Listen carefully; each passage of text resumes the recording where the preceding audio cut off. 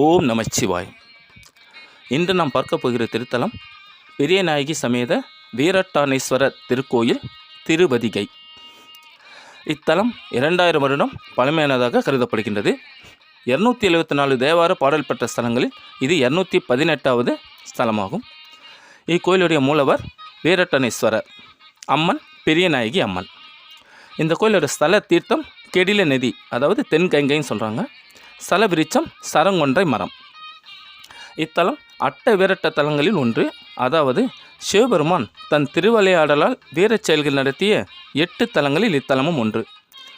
பகைவர்களின் வீரத்தை அட்டு ஆணையிடம் என்ற வகையிலும் தன் வீரத்தால் அட்டானையிடம் என்ற வகையிலும் வீரட்டானம் என்ற சொல் அமைந்தது. இக்கோயிலின் மூலவர் 16 பட்டைகளுடன் பெரிய சிவலிங்க திருமணியாக கம்பீரமாக காட்சியளிக்கின்றார். சிவலிங்க திருமேனின் பின்புறம் அம்மையாரின் திருவுருவம் உள்ளது. இப்போது இந்த தலத்தின் சிறப்புகளை பார்க்கலாம். பொதுவாக எல்லா சிவஸ்தலங்களிலும் பக்தர்களுக்கு வழங்கப்படும் திருநீர் கீழே சிந்தாமல் சிதறாமல் இருக்க அண்ணாந்து பார்த்தபடி பூசிக்கொள்வது வழக்கம். இத்தலத்தில் திருநீர் பூசும்போது தெரியாமல் கூட அண்ணாந்து பூச மாட்டார்கள், பூசவும் கூடாது. தலை குனிந்து வந்து ஆணவம் இல்லாமல் வழிபாடு செய்தால் தலை நிமிர்ந்து வாழலாம் என்பது ஐதீகம். ஆணவம் கொள்ளாமல் வரும் பக்தர்களுக்கு திருப்பம் தரும் தலமாக திருவதிகை திகழ்கின்றது. இத்தலம் சைவ திருத்தொண்டிற்கு உரைப்பான அப்பரை வழங்கி அருளிய பெருமைமிகு தலம். திருநாவுக்கரசர் சுவாமிகள் முதலில் இறைவனால் ஆட்கொள்ளப்பட்டு தேவார பாடல் பாட ஆரம்பித்த பெருமைமிகு தலம் இதுதான். திருமுனைப்பாடி நாட்டில் தற்போது கடலூர் மாவட்டமாக உள்ளது. திருவாமூர் என்ற ஊரில் புகழனார் மாதினியார் தம்பதிகளுக்கு மகனாக திலகவதியும் மகனாக மருள் நீக்கியாரும் பிறந்தனர். மருள் நீக்கியார் வளர்ந்தவுடன் சமண மதத்தில் ஈடுபாடு கொண்டு சமண சமயத்தைச் சார்ந்து தர்மசேனன் என்ற பெயரோடு வாழ்ந்து வந்தார். திலகவதி அம்மையாரோ சைவ சமயத்திலேயே இருந்து இறைப்பணி செய்து வந்தார். திலகவதி அம்மையார் தன் தம்பியை நல்வழிப்படுத்துமாறு சிவபெருமானிடம் வேண்டினார். சிவபெருமானோ சோலை தந்து ஆட்கொள்வோம் என்று அருள் புரிந்தார். மருள் நீக்கியாரை சூளை நோய் தாக்கியது. அவரது வயிற்று வலியை போக்க அங்கிருந்த சமண சமயத்தினர் எவ்வளவோ முயற்சி செய்தும் பலனளிக்கவில்லை. மாறாக அதிகமாக தான் ஆனது. ஒரு நாள் அதிகாலையில் பாடலி புத்திரத்தை, அதாவது திருப்பாதிப்புலியூர் விட்டு திருவதிகை வந்து தன் தமக்கையாரின் காலில் விழுந்து தன் நோயின் தீவிரத்தை கூறினார். தன் தம்பி துன்பப்படுவதைக் கண்ட திலகவதியார் தமது தம்பியை அழைத்து கொண்டு திருவதிகை வீரட்டானேஸ்வரர் கோயிலுக்கு வந்து இறைவனின் திருநீரை பூசி வலியுள்ள வயிற்றில் தடவினார். நோயின் தாக்கம் குறைவதை அறிந்த மருள்நீக்கியார் இறைவனை போற்றி, கூற்றாயினவாறு விளக்குகிறீர், கொடுமை பல செய்தன நான் அறியேன், ஏற்றாய் எடுக்கிய இரவும் பகலும் பிரியாது வணங்குவன் எப்பொழுதும், தோற்றாதென் வயிற்றின் அகம்படியே குடருடு துடக்கி முடக்கியிட ஆற்றேன் அடியேன் அதி கைக்கெடில வீரட்டானத்துறை அம்மானே என்று மனமுருகி பாடினார். இதனால் மனமகிழ்ந்த சிவபெருமான் நாவுக்கரசு என்று நின் நாமம் நயப்புற மன்னுக என்று அருள் புரிந்தார். இப்பதிகமே திருநாவுக்கரசர் பாடிய முதல் தேவார பாடலாகும். இதை பின்னர் சைவத்தையே உயிர் மூச்சாக கொண்டு சிவாலயங்கள் தோறும் உழவாரப் பணி செய்து வந்தார். தனது 81வது வயதில் திருப்புகலூரில் சித்திரை மாதம் சதய நட்சத்திரத்த நாளில் சிவனடி சேர்ந்தார். அட்ட விரட்ட தலங்களுக்கு அறியப்பட்ட 8 தலங்களான திருக்கண்டியூர், சிவபெருமான் பிரம்மாவின் தலையை கொய்து பிரம்மாவின் செருக்கை அழித்த தலம். 2 திருக்கோவிலூர், அந்தகாசுரனை அழித்த தலம். 3 திருவதிகை, திரிபுரத்தை எரித்த இடம். 4 திருப்பரியலூர், தக்கன் தலையை தடித்த தலம். 5 திருவர்குடி, சலந்தராசுரனை வதைத்த தலம். 6 திருவலுவூர், கயமுகாசுரனை கொன்று தோலை உரித்து போர்த்தி கொண்ட தலம். 7 திருக்குறுக்கை, மன்மதனை எரித்த தலம். 8 திருக்கடவூர், மார்க்கண்டேயனை காக்க கூற்றுவனை, அதாவது யமனை உதைத்த தலம். இதில் திரிபுரத்தை எரித்த இந்த தலத்தை பற்றி தான் அதிகமான தேவார பாடல்கள் உள்ளன. தாருகன் என்ற அரக்கனின் புதல்வர்களான தாருகாச்சன், கமலாச்சன், வித்யுன்மாலி என்ற 3 அசுரர்களும் பிரம்மனை நோக்கி கடுந்தவும் புரிந்தார்கள். தவத்தை மெச்சி தரிசனம் தந்த நான்முகன் நினைத்த இடங்களுக்கு பறந்து செல்லும் சக்தி கொண்ட தங்கம், வெள்ளி, இரும்பாலான 3 கோட்டைகளையும் 3 பேரும் ஒன்று சேர்ந்து இருக்கும்போதுதான் ஒரே கணையால் தான் மூவரும் இருக்க வேண்டும் என்ற அரிய வரத்தையும் கொடுத்தார். வரத்தை பெற்றவன் தேவர்களும் முனிவர்களும் முன்களையும் துன்புறுத்தினார்கள். இவர்களால் யாராலும் வெல்ல முடியவில்லை.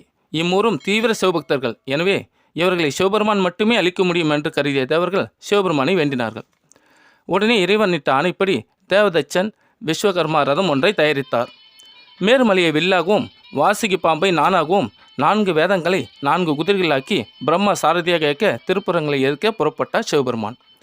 தேவர்களை காக்க வேண்டும், சிறந்த சிவபக்தர்களாகிய அசுரர்களையும் மதம் செய்யக்கூடாது என்ற கருணை கொண்ட இறைவன் வில்லை வளைக்காமல் நாணை பூட்டாமல் ஒரு புன்னகை செய்தார். அண்ட சராசரங்களும் நறுங்கும் வண்ணம் தோன்றிய அக்னியால் முப்புறங்களும் எரிந்து சாம்பலாயின. அதாவது 3 கோட்டைகளும் அழிந்தன. தன்னை பூஜித்து வந்த அந்த மூவரில் இருவரை தன் வாயிற்காப்பானாகவும் ஒருவரை குடமுலா முழக்குபவராகவும் தமது அருகில் இருக்கும்படி அருள் புரிந்தார். 12 திருமுறைகளில் திருப்புர நிகழ்ச்சி அதிகமாக பாடப்பட்டுள்ளது.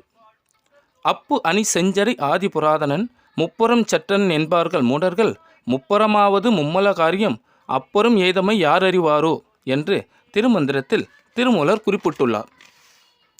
இந்த நிகழ்வு பரிபாடல், புறநானூறு, சிலப்பதிகாரம் மற்றும் கலித்தொகை போன்ற தமிழ் இலக்கியங்களில் குறிப்பிடப்பட்டுள்ளது. வடமொழி மகாபாரதத்தின் அனுசாசன பர்வதத்திலும் யசூர் வேதத்திலும் மச்ச புராணம், கந்த புராணம், லிங்க புராணம் ஆகியவைகளிலும் இறைவன் திருப்புரம் எரித்த புராணம் விளக்கப்படுகிறது. சைவ சித்தாந்த சாத்திரங்களான 14 நூல்களில் உண்மை விளக்கம் என்ற நூலை எழுதிய மனவாசகம் கடந்தாரின் அவதார தலம் இத்தலம். இவர் சந்தான குரவர்கள் 4வரில் முதல்வரான மெய்கண்ட தேவரின் 49 மாணவர்களில் ஒருவர். இவர் 1177ஆம் ஆண்டு வாக்கில் வாழ்ந்ததாக கருதப்படுகிறது. இவரது உண்மை விளக்கம் நூல் சைவ சித்தாந்தத்தின் முக்கிய கருத்துக்களை கூறுகிறது. திருவக்கரை முதலிய தலங்களை வணங்கிய திருஞான சம்பந்தர் பெருமான் அடியார் திருக்கூட்டத்தோடு திருவதிகைக்கு எழுந்தருளினார். அப்போது சிவபெருமான் தன் திருநடனத்தை திருஞான சம்பந்தருக்கு காட்டி அருள குண்டை குரல் பூதம் என்னும் திருப்பதிகத்தை பாடி அருளினார். சுந்தரமூர்த்தி நாயனரோ இத்தலத்து இறைவனை தரிசிக்க வந்தபோது திருநாவுக்கரசர் சேவை செய்த இத்தலத்தை மிதிக்க அஞ்சி அருகிலிருந்த சித்த வனமடத்தில் தங்கி இத்தல பெருமானை வழிபட்டார். சுந்தரர் இரவு மடத்தில் தூங்கிக் கொண்டிருந்தபோது யாரோ காலால் இடிக்க நகர்ந்து படுத்தார். மீண்டும் யாரோ அவர் தலையில் கால் படும்படி படுக்க சுந்தரர் எழுந்து பார்க்க, சுந்தரா, இன்னுமா என்னை தெரியவில்லை என்று கூறி மறைந்தார். இறைவன்தான் திருவடி தீட்சை அளித்தார் என்பதை உணர்ந்த சுந்தரர் அவரை போற்றி தம்மானை அறியாது என்ற பதிகத்தை பாடினார். இத்தலத்தில் திலகவதியார், திருஞான சம்பந்தர், திருநாவுக்கரசர், சுந்தரமூர்த்தி நாயனார், கபிலதேவ நாயனார், பட்டினத்து பிள்ளையார், நம்பியாண்டார் நம்பி, திருமூலர், சேக்கிலார் ஆகியோர் வழிபாடு செய்துள்ளனர். வள்ளலார் பெருமான் தன் அருளிய விண்ணப்ப கலிவெண்பாவில் வார்க்கெடில கென்னரிகை ஓங்கி திலகவதியார் பரவும் மண் அதிகை விரட்ட மாதவமே என்று போற்றியுள்ளார். பெரிய புராணத்தில் 1335வது பதிகம், திருநாவுக்கரசர் புராணத்தில் 70வது பாடலில் நீற்றால் நிறைவாகிய மேனியுடன் நிறை அன்புறு சிந்தையில் நேசமுகு மாற்றார் புறம் மாற்றிய வேதியரை மருளும் பிணி மாயை அறுத்திடுவான் கூற்றாயினவாறு விளக்குகளீர் என நீடிய கோதில் திருப்பதிகம் போற்றா உலகேலின் வரும் துயரம் போமார் எதிர் நின்று புகன்றனரில் என்று புகழ்ந்து பாடியுள்ளார். இத்தலத்தில் திருஞான சம்பந்தர் குண்டை குரற்பூட்டம் என்ற பதிகமும், திருநாவுக்கரசர் குற்றாயன விளக்குகளீர் என்ற பாடலோடு 16 பதிகங்களும், சுந்தரமூர்த்தி நாயனாரோ தம்மானை அறியாத என்ற பதிகமும் சேர்த்து 18 தேவார பாடல்கள் பாடப்பட்டுள்ளன. இக்கோயிலில் சுமார் 7 ஏக்கர் பரப்பளவில் அமைந்துள்ளது. கிழக்கு நோக்கிய ராஜகோபுரம் 7 நிலைகளுடன் 7 கலசங்களுடன் காணப்படுகின்றது. கோவிலுக்கு முன்புறம் 16 கால் மண்டபம் ஒன்று உள்ளது. இதை திருநீற்று மண்டபம் என்று அழைக்கிறார்கள். இங்குதான் திலகவதி அம்மையார் திருநாவுக்கரசருக்கு திருநீறு பூசியதாக கூறுகிறார்கள். அசுரர்களை அழிக்க இறைவன் தேரில் வந்ததால் இக்கோவில் தேர் வடிவில் அமைக்கப்பட்டுள்ளது. பல்லவர்கள் இக்கோயிலின் கர்ப்பகிரக விமானத்தின் நிழல் கீழே விழாதபடி கணித சாஸ்திர முறைப்படி கட்டியுள்ளனர். இதை பார்த்துதான் பின்னாளில் ராஜராஜ சோழன் தஞ்சையில் பெரிய கோயிலை கட்டினான் என்று கூறுகிறார்கள். இத்தலத்து முருகப்பெருமானை சுப்பிரமணியரை அருணகிரிநாதர் திருப்புகழில் பாடியுள்ளார். இக்கோயிலில் அம்மன் சன்னதி சுவாமிக்கு வலப்புறம் உள்ளது சிறப்பாகும். அதனால் திருமணம் ஆகாதவர்கள் இங்கு வந்து பிரார்த்தனை செய்தால் திருமணம் உடனடியாக கைகூடும் என்பது பக்தர்களின் நம்பிக்கை. கோபுர வாயிலின் இருபுறமும் அளவற்ற சிற்பங்கள் உள்ளன. வலப்பக்கத்தில் சற்று உயரத்தில் திருபெருமரித்த கோலம் மிக அழகாக வடிவமைக்கப்பட்டுள்ளது.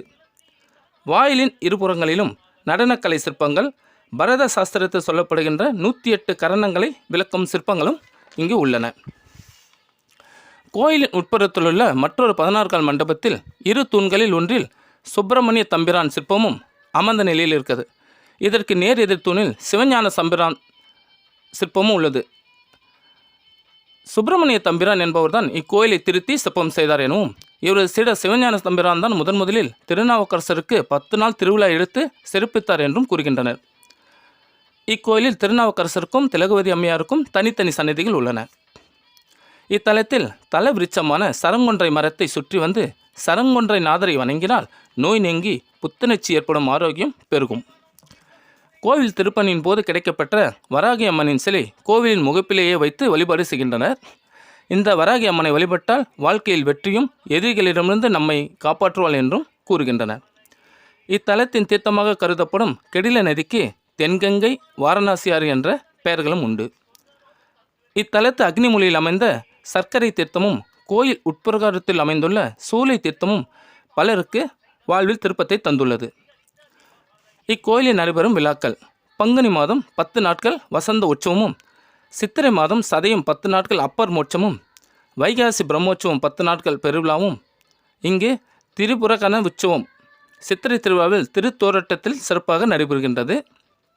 மற்றபடி தினசரி பூஜைகள், பிரதோஷ வழிபாடு, பௌர்ணமி அபிஷேகங்கள் வழக்கமாக நடைபெறுகின்றன. கோயில் திறந்திருக்கும் நேரம் காலை 6 மணியிலிருந்து 12 மணி வரை, மாலை 5 மணியிலிருந்து 8 மணி வரை. இவ்வளவு சிறப்பு வாய்ந்த இந்த கோயில் எங்கே இருக்குன்னா, பண்ருட்டியிலிருந்து 8 கிலோமீட்டர் தூரத்திலும், விழுப்புரத்திலிருந்து 20 கிலோமீட்டர் தூரத்திலும் உள்ளது. இக்கோவிலில் வழிபட்டால் ஆணவம் அழியும், நல்ல வேலை கிடைக்கும் மற்றும் குடும்ப ஐஸ்வர்யம் பெருகும். இவ்வளவு சிறப்பு வாய்ந்த பெரியநாயகி சமேத வீரட்டானேஸ்வரரை தரிசித்து வாழ்வில் எல்லா வளமும் நலமும் பெறுமாறு கேட்டுக்கொள்கிறேன். ஓம் நமச்சிவாய். இந்த வீடியோ உங்களுக்கு பிடிச்சிருந்தால் லைக் பண்ணுங்கள், ஷேர் பண்ணுங்கள், சப்ஸ்கிரைப் பண்ணுங்கள். கண்டிப்பாக உங்களுடைய கருத்துக்களை கமெண்ட் பாக்ஸில் பதிவு பண்ணுங்கள். நன்றி.